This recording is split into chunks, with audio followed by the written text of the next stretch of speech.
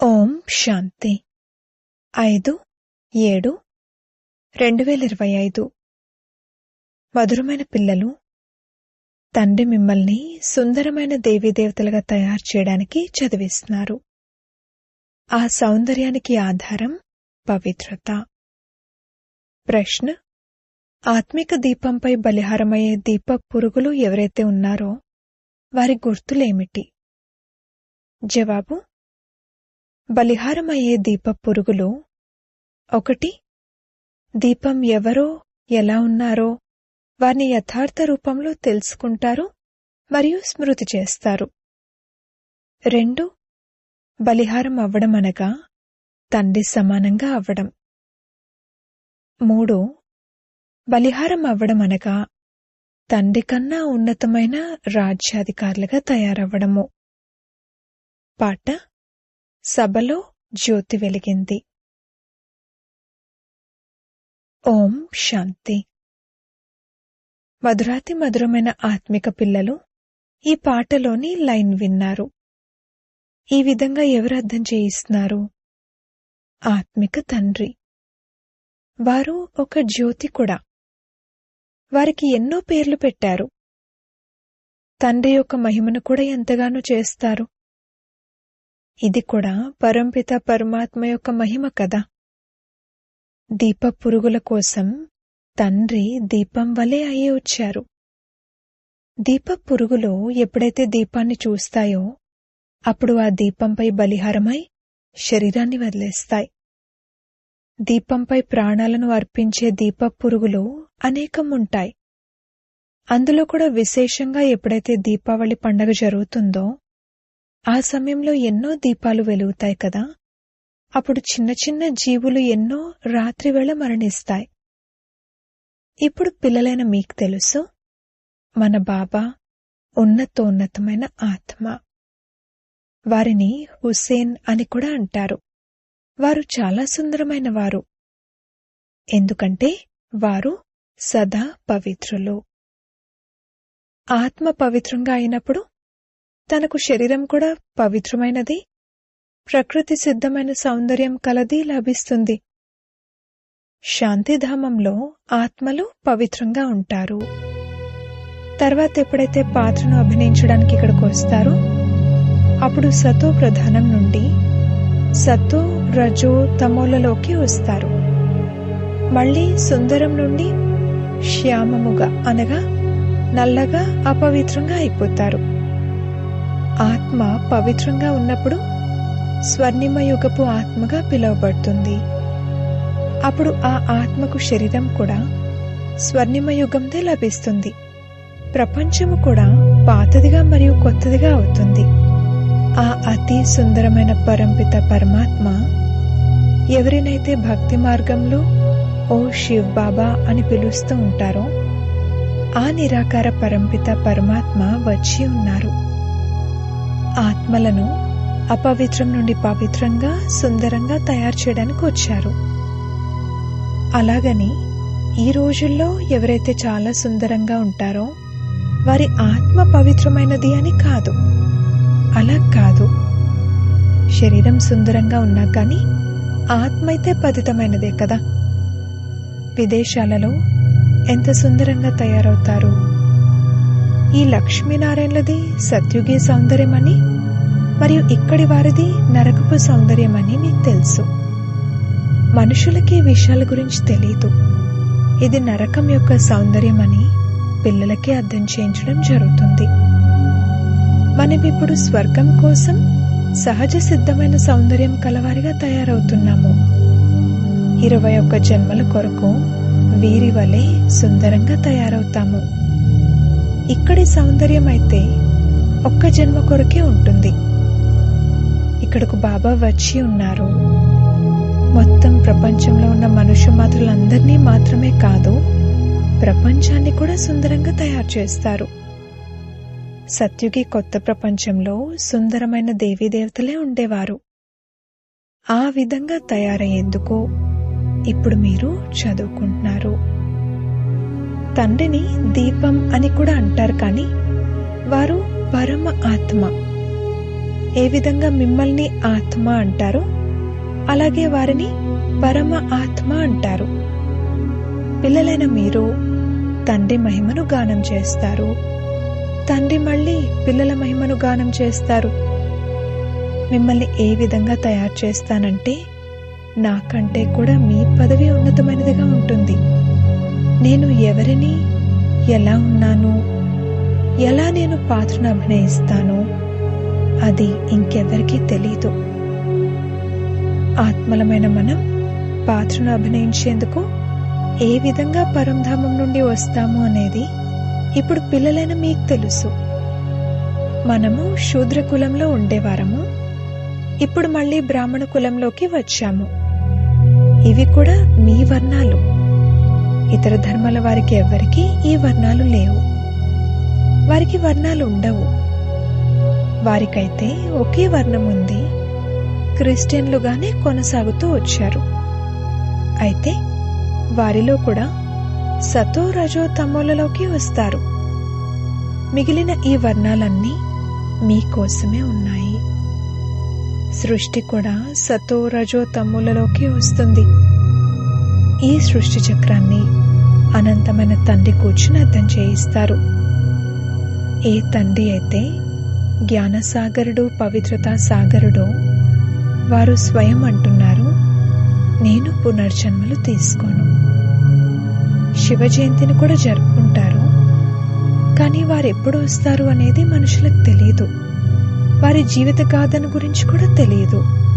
తండ్రి అంటారు, నేను ఎవరినో, ఎలా ఉన్నానో, నాలో ఏ పాత్ర ఉందో, సృష్టి చక్రం ఎలా తిరుగుతుందో ఈ విషయాలను పిల్లలైన మీకు నేను కల్పకల్పము అర్థం చేయిస్తాను.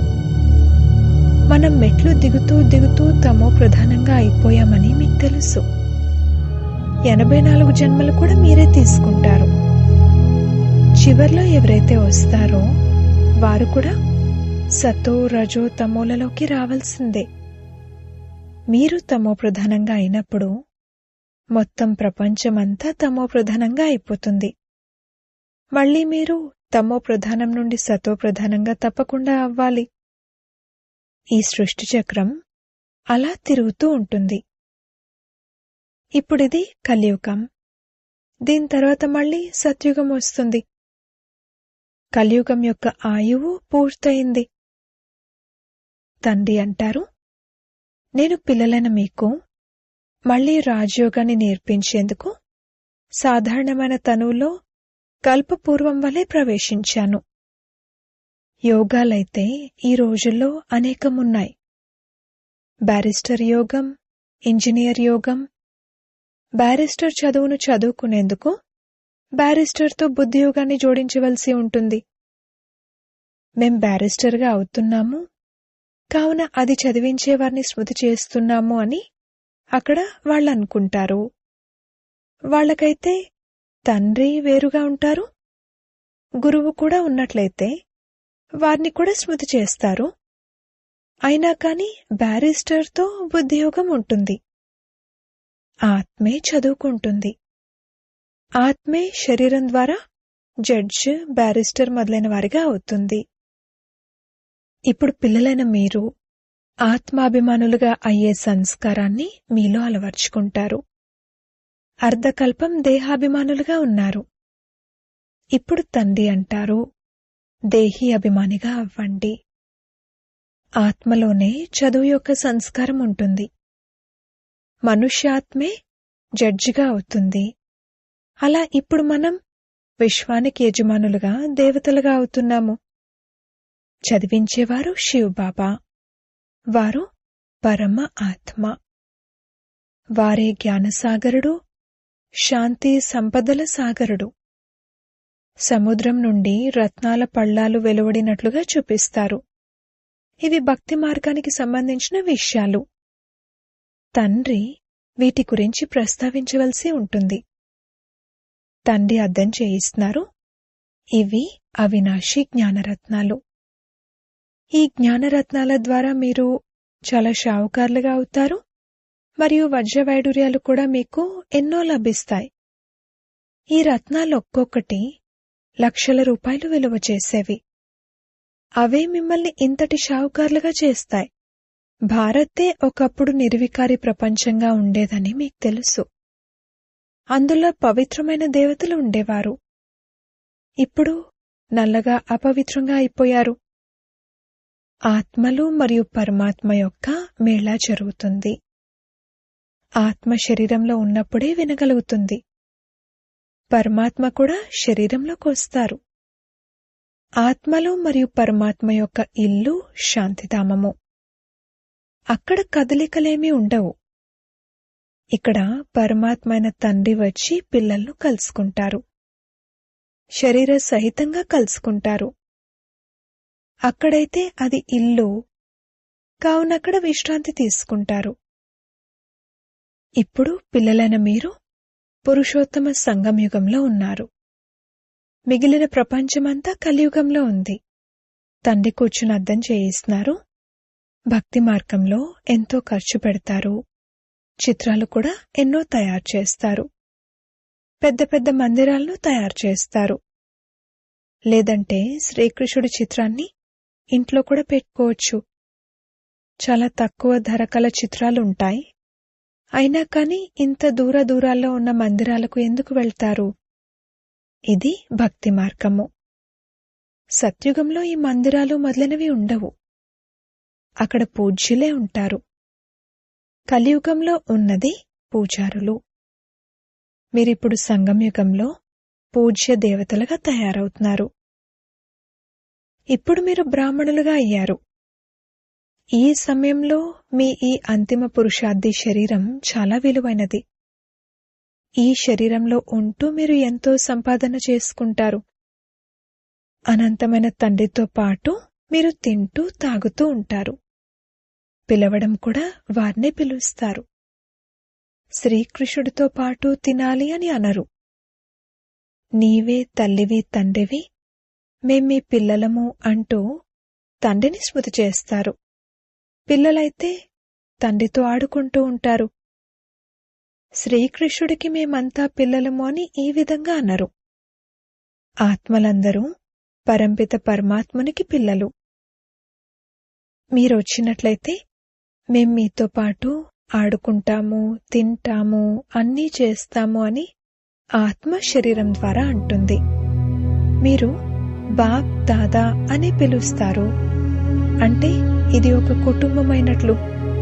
బాప్ దాదా మరియు పిల్లలు. ఈ బ్రహ్మ అనంతమైన రచయిత. తండ్రి వీరిలోకి ప్రవేశించి వీరిని దత్తత తీసుకుంటారు. నీవు నా వాడివి అని వీరితో అంటారు. ఇది ముఖవంశావళి. ఉదాహరణకు స్త్రీని కూడా దత్తత తీసుకుంటారు కదా, అప్పుడు ఆమె కూడా ముఖవంశావళి అవుతారు. నీవు నాకు చెందిన ఆమెవో అని అంటారు. ఆ తర్వాత ఆమె నుండి కుక వంశావళి పిల్లలు జన్మిస్తారు. ఈ ఆచారం ఎక్కడి నుండి కొనసాగింది? తండ్రి అంటారు, నేను వీరిని దత్తత తీసుకున్నాను కదా, వీరి ద్వారా మిమ్మల్ని దత్తత తీసుకుంటాను. మీరు నా పిల్లలు. కానీ వీరు పురుషుడు. మీ అందర్నీ సంభాళించడానికి సరస్వతిని కూడా దత్తత తీసుకున్నాను. ఆమెకు మాత అనగా తల్లి అన్న టైటిల్ లభించింది.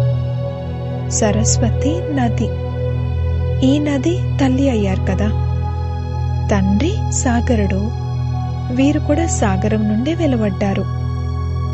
బ్రహ్మపుత్ర నది మరియు సాగరం యొక్క మేళాకు సంబంధించి చాలా పెద్ద ఏర్పాటు జరుగుతుంది. ఇటువంటి మేళా ఇంకెక్కడా జరగదు.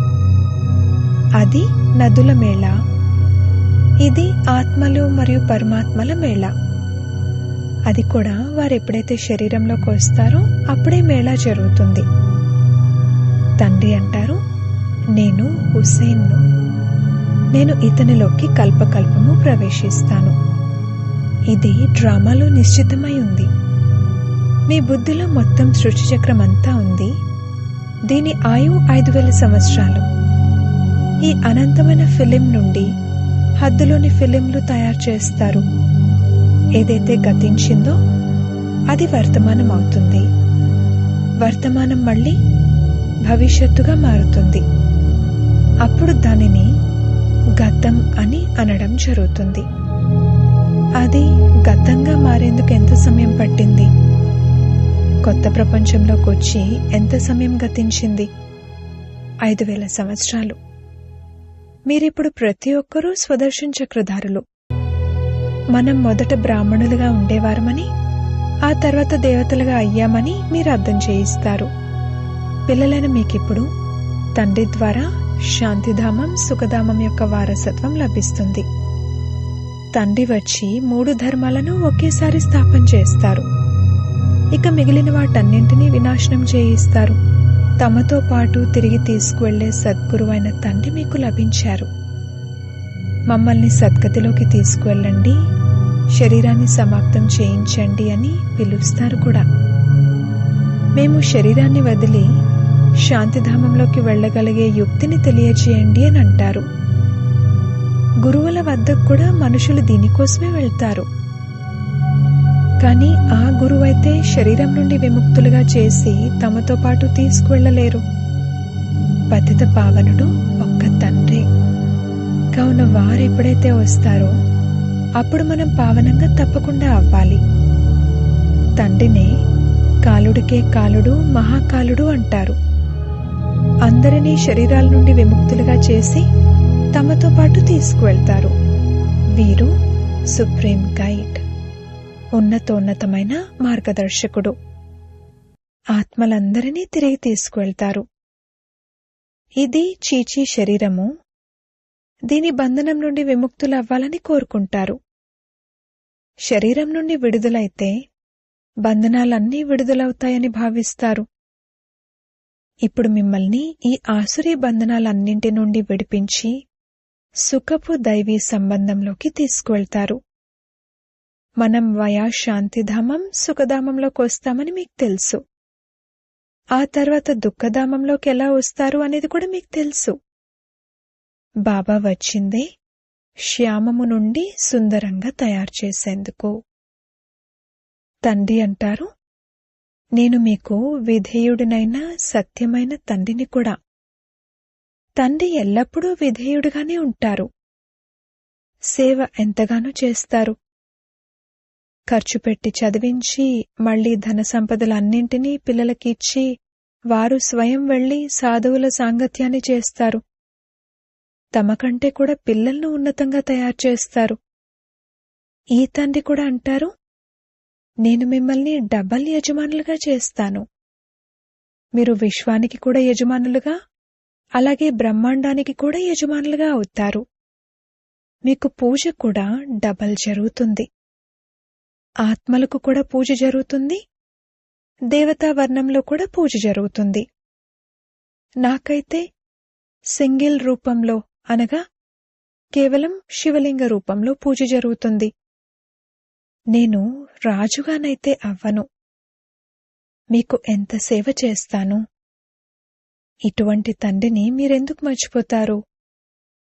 ఓ ఆత్మ, స్వయాన్ని ఆత్మగా భావిస్తూ నన్ను స్మృతి చేసినట్లయితే నీ వికర్మలు వినాశనం అవుతాయి. నీవు ఎవరి వద్దకు వచ్చావు? మొదట తండ్రి, ఆ తర్వాత దాదా. మొదట ఫాదర్ ఉన్నారు, ఆ తర్వాత గ్రేట్ గ్రేట్ గ్రాండ్ ఫాదర్ అయిన ఆదిదేవ్ యాడమ్ ఉంటారు. ఎందుకంటే చాలా వంశాలు తయారవుతాయి కదా. శివ్ బాబాను ఎవరైనా గ్రేట్ గ్రేట్ గ్రాండ్ ఫాదర్ అంటారా? వారు ప్రతి విషయంలోనూ మిమ్మల్ని ఎంతో ఉన్నతంగా తయారు చేస్తారు. ఇటువంటి తండ్రి లభించారు. మరి వారిని మీరెందుకు మర్చిపోతారు? మర్చిపోతే పావనంగా ఎలా అవుతారు? తండ్రి పావనంగా అయ్యేందుకు యుక్తిని తెలియజేస్తున్నారు. ఈ స్మృతి ద్వారానే మాలిన్యం తొలగుతుంది. తండ్రి అంటారు, మధురాతి మధురమైన ప్రియమైన పిల్లలు దేహాభిమానాన్ని వదిలి ఆత్మాభిమానులుగా అవ్వాలి. పవిత్రంగా కూడా అవ్వాలి. కామం మహాశత్రువు. ఈ ఒక్క జన్మ నా కోసం పవిత్రంగా అవ్వండి. లౌకిక తండ్రి కూడా అంటారు కదా, ఏ చెడు పని చెయ్యొద్దు, నా గెడ్డం పరువును నిలబెట్టు అని. పారలౌకిక తండ్రి కూడా అంటారు, నేను పావనంగా తయారు చేయడానికి వచ్చాను. ఇప్పుడిక నల్లముఖం చేసుకోకండి, లేకపోతే పరువు పోతుంది. బ్రాహ్మణులందరి పరువును మరియు తండ్రి పరువును కూడా పోగొడతారు. బాబా, మేం పడిపోయాము, నల్లముఖం చేసుకున్నాము అని రాస్తారు. బాబా అంటారు, నేను మిమ్మల్ని సుందరంగా తయారు చేయడానికి వస్తే మీరు మళ్లీ నల్లముఖం చేసుకున్నారా? మీరైతే సదా సుందరంగా అయ్యే పురుషార్థం చేయాలి. అచ్చా, మధురాతి మధురమైన సిక్కిలదే పిల్లలకు మాతా పిత బాప్దాదాల ప్రియ స్మృతులు మరియు గుడ్ మార్నింగ్. ఆత్మిక పిల్లలకు ఆత్మిక తండ్రి నమస్తే. ధారణ కొరకు ముఖ్య సారము. మొదటి పాయింట్, ఈ అంతిమ పురుషార్థి శరీరం చాలా విలువైనది. దీంతో చాలా సంపాదన చేసుకోవాలి. అనంతమైన తండ్రితో కలిసి తింటూ తాగుతూ సర్వ సంబంధాల అనుభూతిని చేసుకోవాలి. రెండవ పాయింట్, బ్రాహ్మణ పరివారపు పరువు మరియు తండ్రి పరువు పోయే విధమైన కర్మలేవి చేయకూడదు. ఆత్మాభిమానులుగా అయి పూర్తిగా పవిత్రంగా అవ్వాలి. స్మృతి ద్వారా పాత మాలిన్యాన్ని తొలగించాలి. వరదానము. వినడంతో పాటు స్వరూపంగా అయి మనసు యొక్క మనోరంజనం ద్వారా సదా శక్తిశాలి ఆత్మ భవ. ప్రతిరోజు మనసులో స్వయం కోసం మరియు ఇతరుల కోసం ఉల్లాస ఉత్సాహాలతో కూడిన సంకల్పాలను తీసుకురండి. స్వయం కూడా ఆ సంకల్పాల స్వరూపంగా అవ్వండి మరియు ఇతరుల సేవలో కూడా ఉపయోగించండి. అప్పుడు మీ జీవితం కూడా సదా కొరకు ఉత్సాహం కలదిగా అవుతుంది మరియు ఇతరులకు కూడా ఉత్సాహాన్ని ఇప్పించేవారిగా అవ్వగలుగుతారు. ఏ విధంగా మనోరంజన ప్రోగ్రాంలుంటాయో అదే విధంగా మనసు యొక్క మనోరంజన ప్రోగ్రాంను తయారు చేసుకోండి. ఏదైతే వింటారో దాని స్వరూపంగా అవ్వండి. అప్పుడు శక్తిశాలిగా అవుతారు. స్లోగన్. ఇతరులను మార్చే కన్నా ముందు స్వయాన్ని మార్చుకోండి. ఇదే వివేకము. అవ్యక్త సూచనలు. సంకల్పాల శక్తిని జమ చేసుకుని శ్రేష్టమైన సేవకు నిమిత్తులుగా అవ్వండి. అన్నింటికంటే తీవ్ర గతికల సేవా సాధనం శుభమైన మరియు శ్రేష్టమైన సంకల్పాల శక్తి. ఏ విధంగా బ్రహ్మ బాబా శ్రేష్ఠ సంకల్పాల విధి ద్వారా సేవ యొక్క వృద్ధిలో సదా సహయోగులుగా ఉన్నారు. విధి తీవ్రమైనదిగా ఉంటే వృద్ధి కూడా తీవ్రమైనదిగా ఉంటుంది. అలా పిల్లలైన మీరు కూడా శ్రేష్టమైన శుభమైన సంకల్పాలతో సంపన్నులుగా అవ్వండి. అచ్చా. ఓం శాంతి.